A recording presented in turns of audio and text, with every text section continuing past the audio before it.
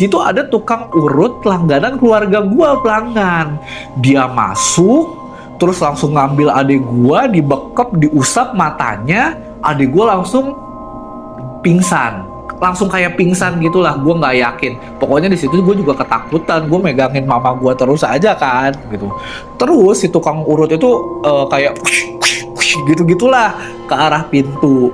Gua sama tetangga tuh yang udah pada rame tuh di depan kan, ditanya lah sama nyokap gue kan, Dwi kenapa, gini kenapa sayang. Dan tahu nggak, kata adik gue gini, dia ngelihat. Oke pelanggan, sekarang kita masuk ke pengalaman kedua. Di pengalaman kedua ini cerita pengalaman gue pribadi ya pelanggan.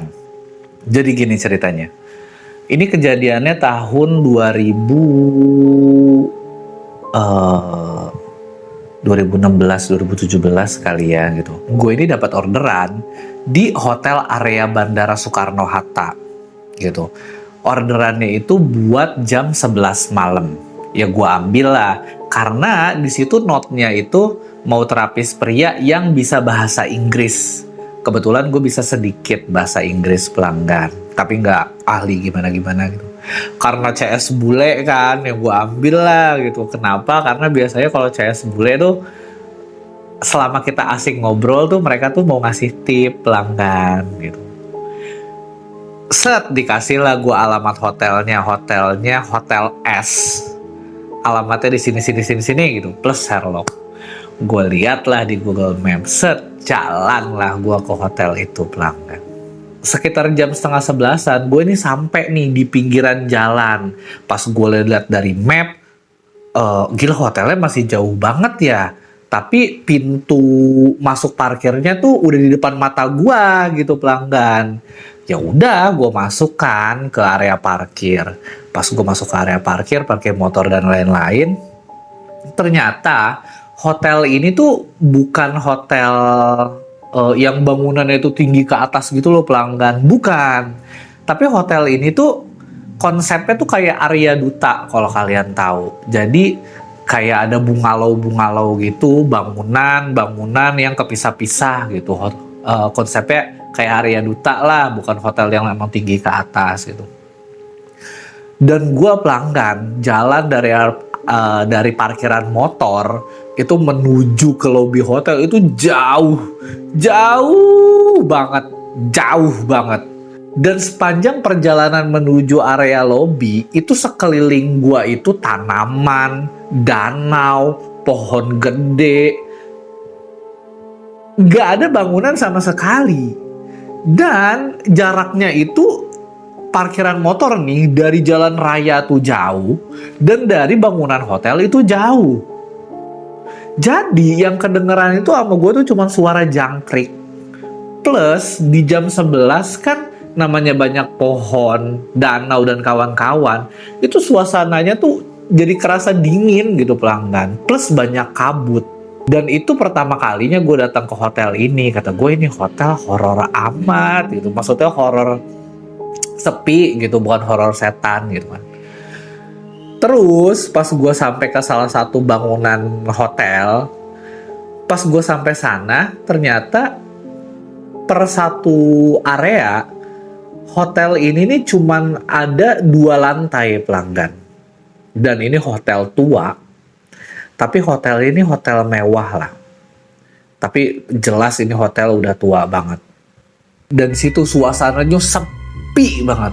Di area hotel itu gue sama sekali nggak ngeliat ada security, gue sama sekali nggak ngeliat ada orang lalu lalang. Itu bener-bener sepi, lampunya remang, terus lantai putih keramik kecil-kecil jadul.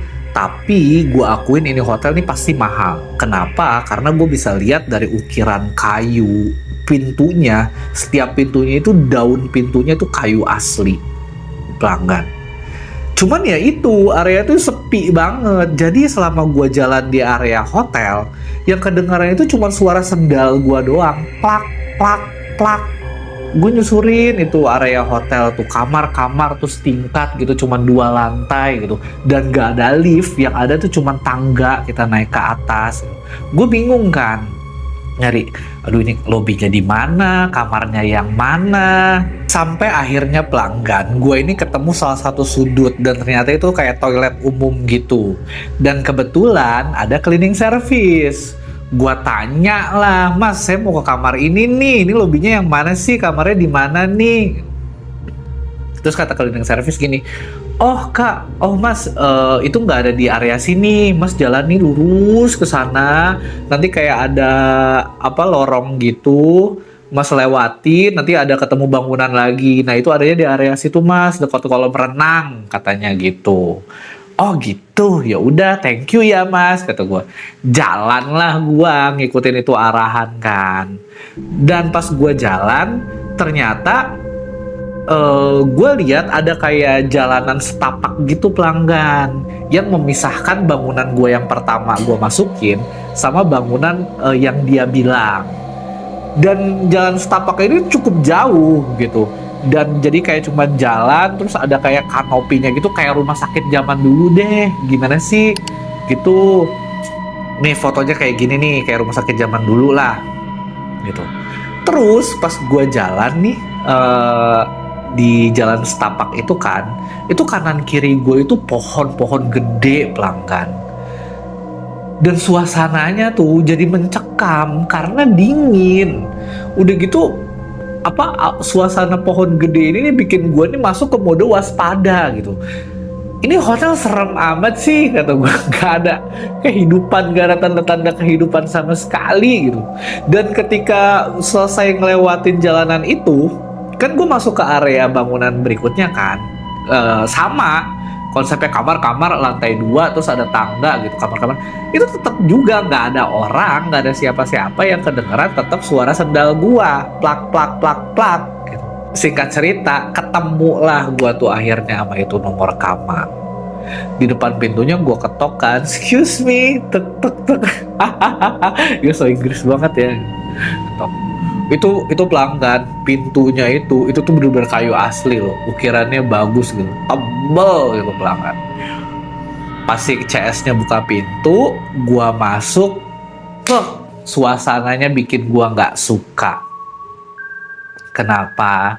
Karena dipannya itu dari kayu, terus kusennya itu pelanggan dari kayu, ditambah pintunya kan juga kayu gede. Kamar mandinya ini nih jelas banget hotel ini udah tua banget gitu. Dan furnitur yang full kayu itu ditambah udara malam itu bikin bau yang gak enak pelanggan.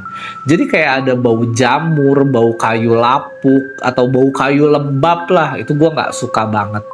Ditambah sofa di dalam kamar itu pelanggan, warnanya krem gelap, dan hordengnya itu warna hijau olive. Jadi pas gue masuk kamar itu, suasana yang gue lihat tuh kayak tahun 70-an di film setan pelanggan, ditambah bau kayu itu. Ya udahlah, gue akhirnya kerja, terus gue ngobrol sedikit, dan ternyata dia orang Taiwan, bukan kulit putih tapi dia masih orang Asia. Dan tahu nggak pelanggan, ternyata dia itu pesen pijit itu bukan karena dia pegel, tapi dia karena ngerasa serem juga di dalam hotel itu. Dia ngerasa nggak nyaman, cuman pengen ditemenin gitu. Dia berharap abis makan dipijit, badannya rileks, terus bisa langsung tidur gitu. Ya gue juga ngakak ya, maksudnya ya gue juga bisa mengerti kenapa dia ngerasa kayak gitu. Ya kita sesama Asia lah, yang kental sama budaya-budaya mistis gitu kan. Terus waktu pijitnya udah selesai pun pelanggan dia tuh masih minta tolong buat nemenin dia gitu, sambil ngobrol sambil ngerokok gitu. Tapi gue di situ nolak. Gue bukannya nolak kenapa, sebenarnya kalau gue temenin ngobrol tuh bisa dapet tip tuh. Tapi gue nolaknya tuh karena lapar pelanggan, lapar banget. Jadi akhirnya gue mutusin untuk pulang. Tapi gue juga ngobrol juga sama dia sebentar. Maksudnya gue ada sesi ngobrol juga sama dia setelah mijit. Dan pelanggan, waktu gue pulang itu sekitar jam 2-an lah. Sekitar jam 2-an. Gue keluar kamar kan. Gue kan mikir, gue gak mau balik lagi ke jalanan tadi. Karena jauh banget. apakah mungkin ada jalanan lain nih yang lebih deket gitu. Akhirnya gue ngambil jalan lain pelanggan. Dan di jalan lain itu gue nemu kayak ada aula gitu, gede banget, lampu gantungnya tuh gede banget, mewah. Dan di depannya itu ada kolam berenang yang gede banget, mewah. Dan kebetulan kayaknya di situ tuh abis ada acara gitulah. Jadi ada beberapa staff tuh yang kayak abis ngeberesin meja-meja yang penuh makanan gitu. Nanya lah gue sama itu staff gitu, "Mas, saya mau ke area parkir motor nih, gini-gini-gini. Ada jalan lain nggak ya selain lewat belakang?" Kata gue. Terus dia bilang gini, "Oh ada mas," gitu, "bisa sih lewat sini, lebih deket daripada mundur lagi ke belakang. Tapi dia bilang, Mas kalau lewat sini, Mas harus ngelewatin kayak lorong gedung pemisah lagi, jalanan pemisah gedung lagi, sama sedikit keluar dari area hotel, lewat taman-taman kecil gitu mas. Itu jalannya lebih deket, tapi itu keluar dari area hotel." Gue bilang ya udahlah, nggak apa-apa lah, daripada jalannya jauh banget gue harus muter ke belakang. Oh ya udah, ditunjukin lah sama dia arah nih, lewat sini gitu. Set, jalan lah gue pelanggan. Jadi hotel itu tuh bentuknya tuh hampir kayak lingkaran atau U gitu pelanggan. Jadi memang ada jalan yang lebih deket buat gue balik ke area parkiran. Pas gue jalan, gue ketemu lagi kan sama lorong pemisah itu, jalan setapak yang ada kanopi kayak rumah sakit zaman dulu. Di situ sama keadaannya, pohonnya lebih gede, kali ini lebih banyak pohonnya dan banyak bunga. Di situ gue balik lagi ke mode waspada karena suasananya tuh nggak enak banget. Udah jam 2 malam, dingin, banyak kabut. Gue sampai merinding kalau ingat kesini. Dingin, banyak kabut, ditambah bau bunga sama bau-bau kayu lapuk. Gue jalan pelanggan, itu lorong kan rada jauh ya. Abis gue ngelewatin itu lorong, itu gue lagi mode waspada tuh. Maksudnya mode ini ada apa nih, kalau ada apa nih gue siap-siap nih gitu kan, karena suasana itu. Sampailah gue di area yang dia bilang gue harus keluar dari hotel. Dan itu sama kayak jalan setapak, tapi bener-bener gak ada bangunan lagi, cuman taman plus lampu remang sama kanopi. Pas gue jalan pelanggan, gue nih ngeliat dari ujung jalan itu ada sosok. Gue merinding nih. Itu ada sosok pelanggan. Gue nih ragu mau jalan. Kenapa? Karena menurut gue sosok itu aneh. Dia berdiri di tengah jalan, terus diem aja gitu. Walaupun posturnya kelihatan bahwa itu manusia, tapi entah kenapa feeling gue itu bilang bahwa sosok nih aneh gitu. Jadi gue sambil dari jauh, sambil dari ujung lorong dan dia ada di ujung lorong juga, gue ngeliatin aja dia itu terus gitu. Ada kali sekitar beberapa puluh detik gitu, kata gue kok dia nggak bergerak-gerak ya. Majulah gue nih pelanggan ke seperempat lorong gitu kan. Tapi sosok itu juga masih gak bergerak pelanggan. Dan di situ tuh gue merinding banget, ketakutan. Walaupun gue sendiri gue nggak tahu itu hantu apa manusia, karena kelihatannya itu cuma siluet gitu. Tapi logika gue yang ada di otak gue pelanggan, kalau seandainya itu dia orang, harusnya dia bergerak. Atau kalau seandainya dia itu satpam atau apalah gitu kan, ngelihat gue yang ragu mau jalan maju mundur gitu, dia harusnya nyamperin gue dong. Nggak mungkin cuma berdiri aja. Dan gue juga nggak buta, gue bisa bedain mana orang mana benda gitu kan. Dan gue yakin dengan mata kepala gue sendiri itu orang. Tapi karena dia nggak bergerak dan suasana kanan kiri gue ini kebon lah gitu, taman-taman horor yang penuh pohon, itu bikin gue bener-bener bimbang pelanggan antara gue mau maju atau gue mundur. Lebih dari seperempat jalan dikit nih, karena itu sosok juga nggak bergerak, nggak noleh, nggak apa sedikit pun.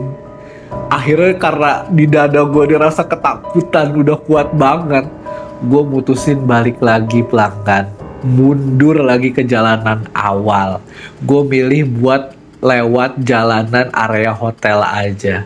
Dan sama, gue harus ngelewatin jalanan yang tadi. Tapi pelanggan gini. Walaupun pelanggan, gua nggak tahu itu setan atau orang, tapi yang jelas itu horor.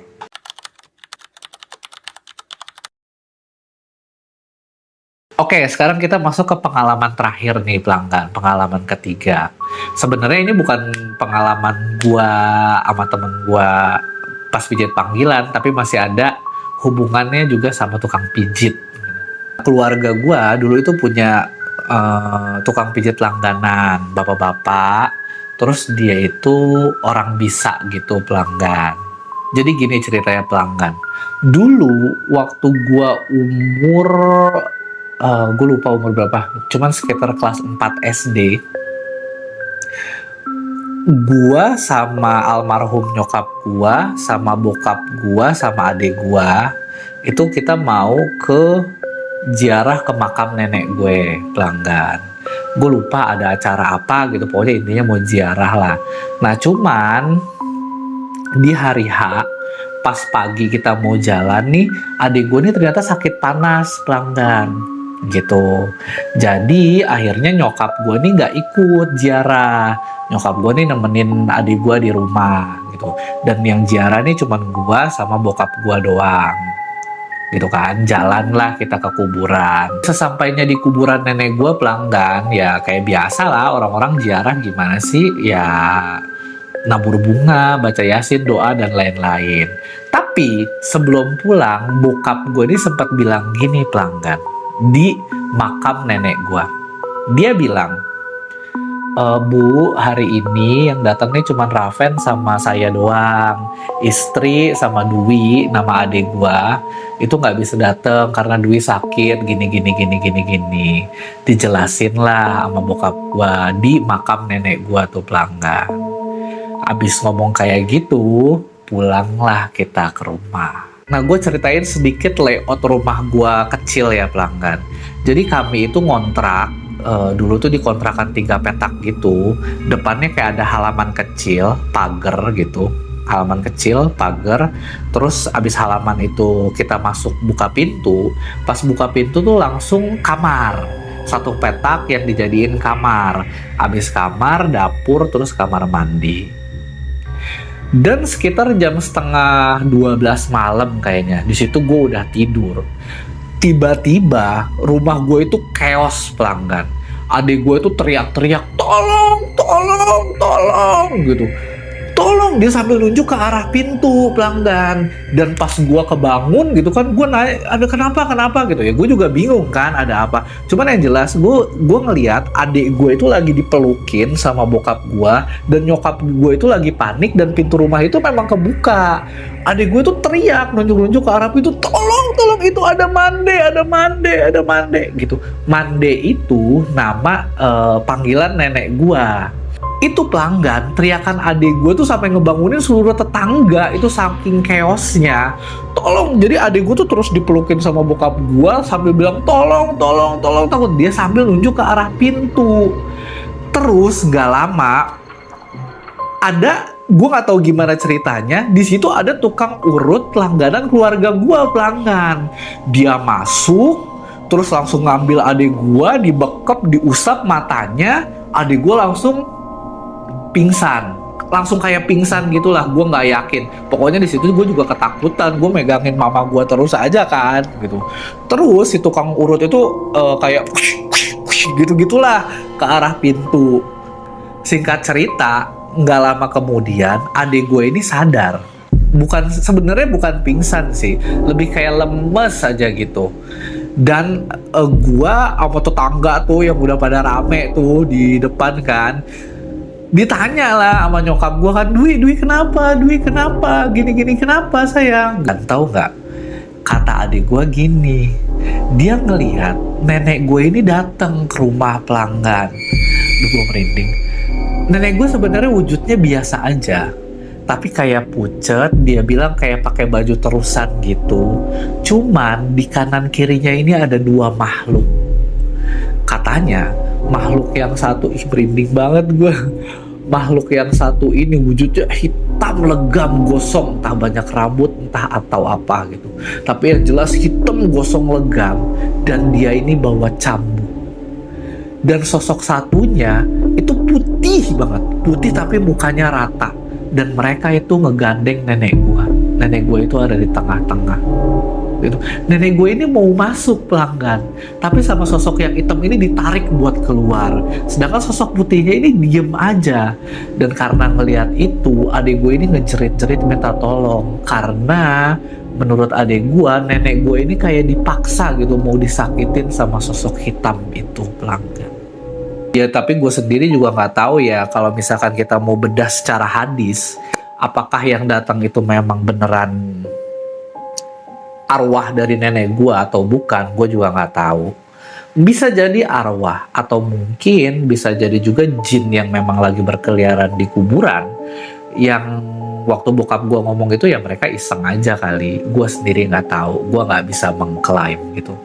Ya bisa aja sama kayak ceritanya Kiki nih di video yang ini. Tapi kalau misalkan kita mau bedah lagi secara hadis sih, ya banyak kemungkinan lah pelanggan. Ya gitulah pelanggan buat cerita di SPH kali ini. Menurut kalian nih, dari 3 cerita itu, mana yang paling mencekam?